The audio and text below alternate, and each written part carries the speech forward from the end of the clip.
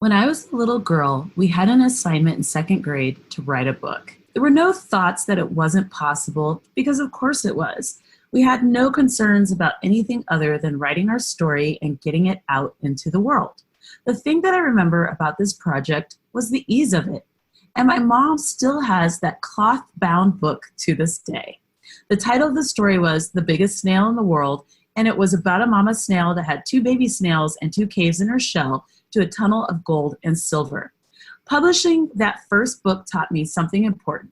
There's always at least one person who will read and like your book. In that case, in the case of that book, it was my mom. The other thing, looking back at that book, was that I was worried about money. Are you ready to write and publish your first book? Then my course, Make Money with eBooks, may be the resource for you. I've made thousands writing ebooks, both fiction and nonfiction, and love teaching future authors how to get their books done, leverage their content, grow their brand, and make money self-publishing. Go to michelleismoneyhungry.com/courses to check it out and get started today.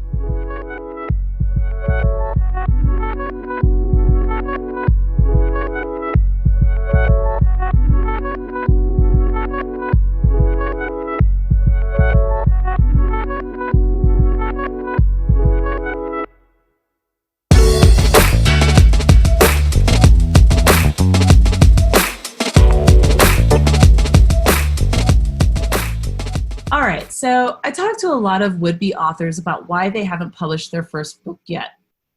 Typically, they'll tell me the following: well, Michelle, I have so many ideas.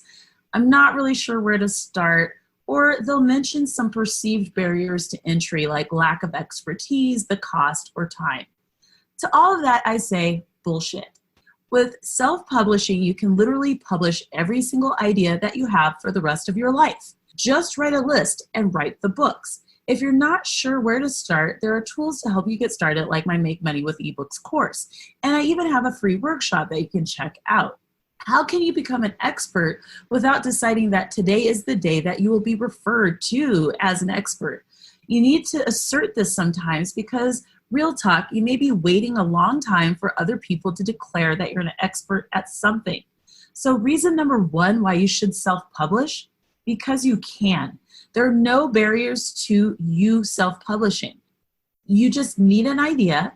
You need to implement that idea, which means you need to write the book, and then you need to get it in front of people that you're trying to entertain, educate, or serve.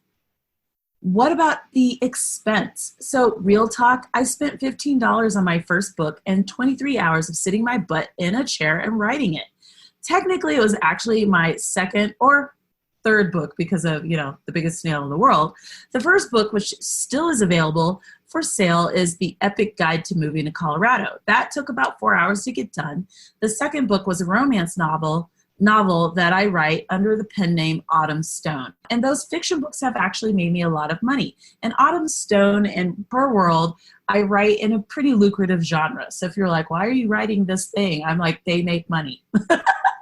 Here's my overall philosophy about basically everything that you're trying. You need to start where you are, because if you don't, many of you will never start at all, and that would be a shame. So please don't get stuck on the following. Cost of editing. I edit my own books currently, and as my earnings grow, I will actually start hiring and fairly compensating the editors that I work with in the future. I have noticed that people will try to not pay their editors what they're worth. That's lame. Don't do that. You need to fairly compensate them, because they will be better editors for it, and you will hire better editors for it. I'm going to share a story about that. In fact, I wasn't going to share the story, but I think it's pretty important. I was talking to a friend of mine who is an editor. She is actually the editor that I recommend in my course. And I always say her name wrong, and it's hilarious. So Jana Lynch, who is an editor, and we were talking about this, and I was saying how when I came back from a 2-month trip to Australia after I quit my job, I was looking for all these different projects to do. And I said yes to a book editing project. Now, the thing is, I was and am able to edit books. However, when you hire someone to do a project and they say yes to $100 book editing project, that's a problem because they are no longer incentivized to do a great job on your project because they're getting paid a penny an hour. So it says something about you as a person who would hire someone and pay them only $100 to edit your book. And it says something about them, in that case me, who would take $100. It's like desperation. So if you are paying someone, especially a US-based editor, $100 to edit your book, there will be problems. It will not be good. It's not ideal. So you need to fairly compensate your editor. And there's a lot of different ways to get editing done. And that's the other thing too. So as you are earning more money in the future in order to afford that, just understand that there's more than one way to get your books edited so that they're professional and they look great and that your readers have a good experience. Okay, the other thing that people will talk about is time to write. Okay, I'm just gonna keep it real. You just have to wake up a little earlier or go to bed a little later in order to get your book done. You may need to dig deeper than you've ever done before for a certain period of time to achieve your goal. And I feel like there's just a lot of people who are very uncomfortable with the fact that working towards a goal contains some hard work. Like there is some hard work that is a part of that.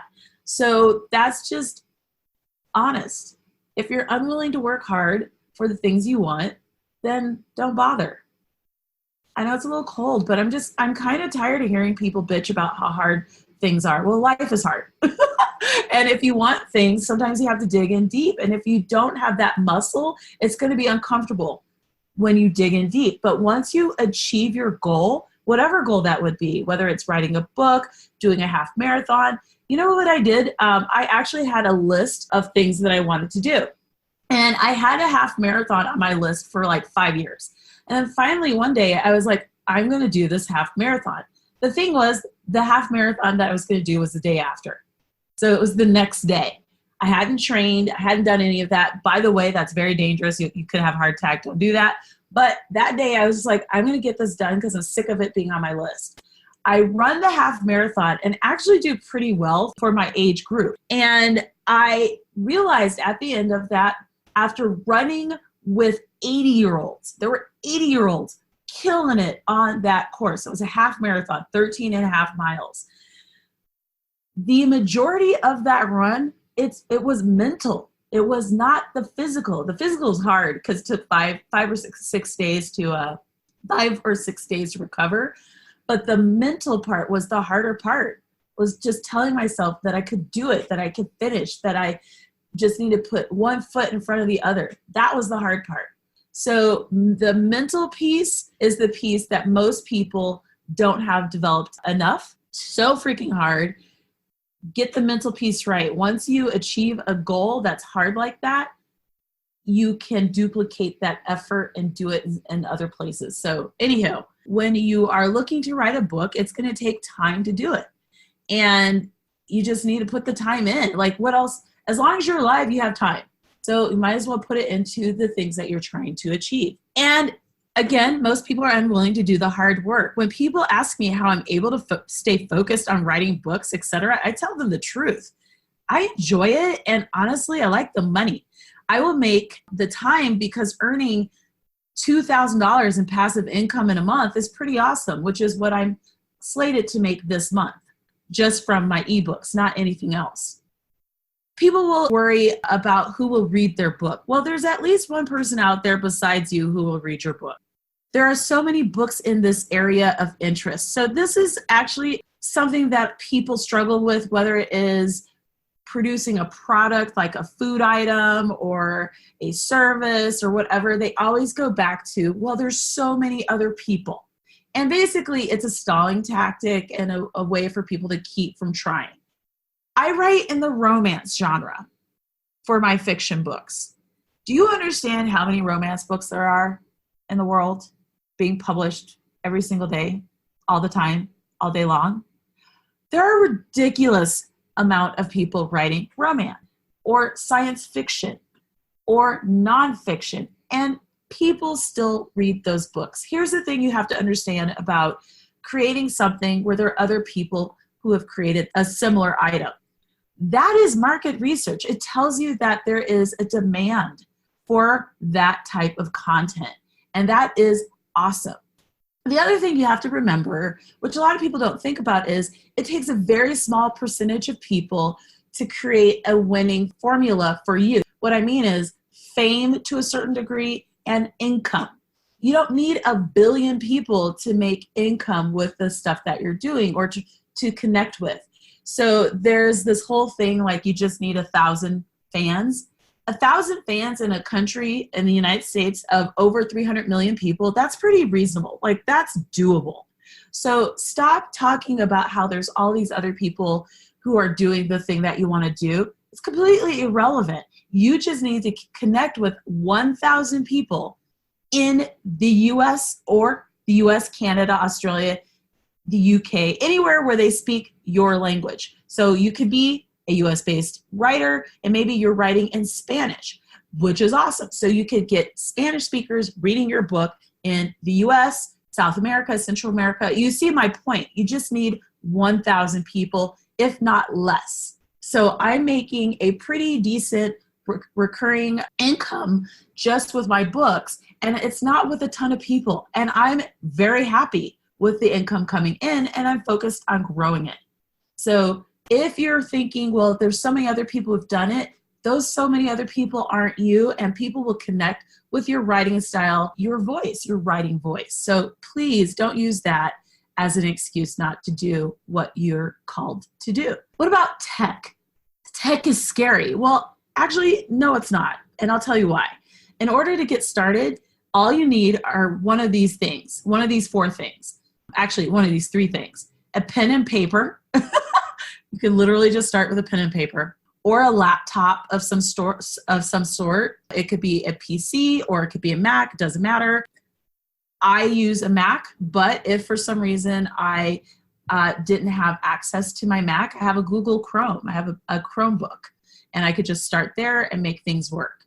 Or a cell phone. You could even work on your cell phone. I don't love that one just because I'm nearsighted, but quite honestly, you can use your cell phone or your iPad. Actually, I forgot to add that. You can even have an iPad and get started there. The point is, as long as you have pen and paper or a laptop or a cell phone or an iPad, you can get started. And with your cell phone in particular, or your iPad or your laptop, there are ways to record your work. So say, for example, you commute all the time and you'd like to get some work done, you could record into an app, start recording your book. So please stop making it harder than it really is. It's not that hard. You just need to get started. A lot of people also say, well, I suck at writing. Well, my first book is my worst book, but it's made me the most money. So even though I sucked all the way to the bank. So get the book out there. You have to get that first product out there in order to get the feedback that you need from your readers in order to improve your craft. Most people are very uncomfortable with feedback because it feels very scary. Like, what are they going to say? This is something that I put my heart and soul into. And what if they dog me out? Well, you need to pick who is giving you that feedback. I actually do not read my reviews. You know why I don't read my reviews? Because I've read other people's reviews, and people are nuts. It's interesting because a lot of times people will have their own agenda when they are sharing a review. And it could be that they're a person who's never done something like this, who've never put themselves out there and written a book, but then they've decided that day, similar to Yelp actually, that they're just going to dog you out. So if you are needing to get feedback from your readers, there's a lot of ways you can do that. You can have beta readers. You could have a trusted person who understands what you're doing with your writing craft, who will go into your reviews and pick reviews that make sense, and then break it down for you so that you can hear it without judgment. So say, for example, there's a bad review and it's like, there's errors and typos. That's a legitimate concern in terms of user experience. A review that was like, I can't believe that the name of that character, blah, blah, blah. And they just keep going on and on and on. Like, that's great. That's too much, right? I have books where I read it, I'm like, this character's name is ridiculous, right? But if everyone else is loving the character, maybe I'm the wrong reader for the book. So sometimes people leaving reviews also are being disingenuous about the fact that maybe they're not the right reader for you. And so there's some balance to be had when it comes to feedback and just being candid about who should be attracted to the work that you're doing. So that's something to consider in terms of just the quality of your writing and feedback and that kind of thing. Imposter syndrome. Declare your truth. If you've spent years learning a skill, helping people, writing about a thing, blogging, vlogging, whatever, then it's safe to say that you have some level of expertise in said area of interest. Let me give you an example. I wrote a book about moving to Colorado. Well, I've spent years answering questions that people would ask about moving to Colorado, like years, all the time. They would ask me. I even have a blog and podcast about it. So I wrote the book. And it's helped a lot of people out and saved me a lot of time. Romance novels. I've read romance novels since I was about 12 years old. I've read so many romances that it's ridiculous. I read one last night. Why? Because I enjoy them. And I have a lot of opinions about them. Some I love, some I hated. And sometimes I just wish that the heroine in this story would look like me, like I was the person on the cover of the book. So I decided to write stories featuring women who look like me.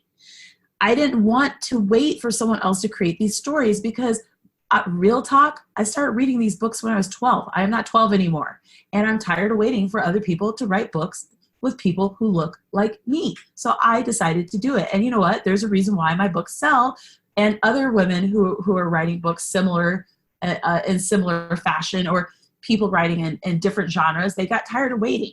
So stop waiting and get it done. I just went ahead and did it myself because I can. So I'm asking you, what are you waiting for? Again, reason number one why you should self-publish is because you can.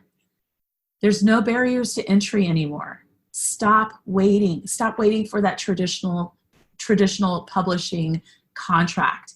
In fact, your self-published work could be the reason why you get a traditional contract, because they can see that you will deliver what you said you will deliver. If you're interested in writing your own book, make sure to go to the show notes. Go to michelleismoneyhungry.com/why you should self-publish. So again, it's michelleismoneyhungry.com/why you should self-publish. You will be able to access the show notes from there. There's also a link to the How to Make Money with eBooks pre-recorded 20-minute workshop, so definitely check that out. Thank you so much for listening to the show, and I hope you write your first book. Let me know. Take care and have a great day.